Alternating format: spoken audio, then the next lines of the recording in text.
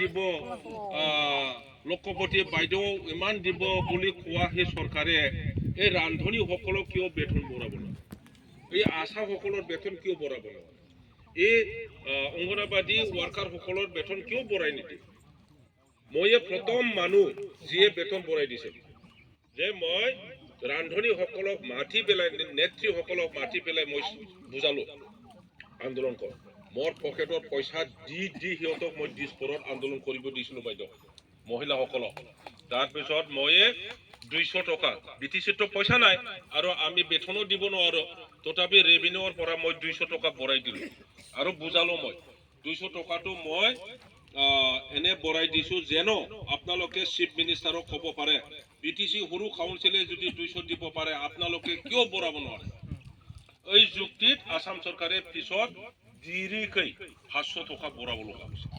কিন্তু এতিয়া শুনিলো সেইদিনা মই প্ৰেসিডেন্ট সেক্ৰেটাৰী সকলোকে মাতি পেলাই কথা পাতিলো তেখেতসকলক দুখেতে ক'লে যে স্যাৰ আপুনি বঢ়াই দিয়া 200 টকাটো এই পৰিৱৰ্তনৰ চৰকাৰ ইউপিপিএল চৰকাৰ আহি পেলাই বন্ধ কৰিছে 200 টকাটো নিদিলে এনেকুৱা এইটো বঢ়াব লাগে না আৰু খাটিব লাগে গতিকে মই যদি এমপি হৈ যাওঁ এইবোৰ গোটেই কথাটো পাৰ্লিয়ামেন্টৰ মজিয়াত মই কম আপোনালোকে লাখ লাখ চাকৰি দিয়াৰ কথা কৈছে মহিলাসকলক ভোটৰ কাৰণে এনেকুৱা কৰে কিন্তু কাম কৰি থকা এই আশা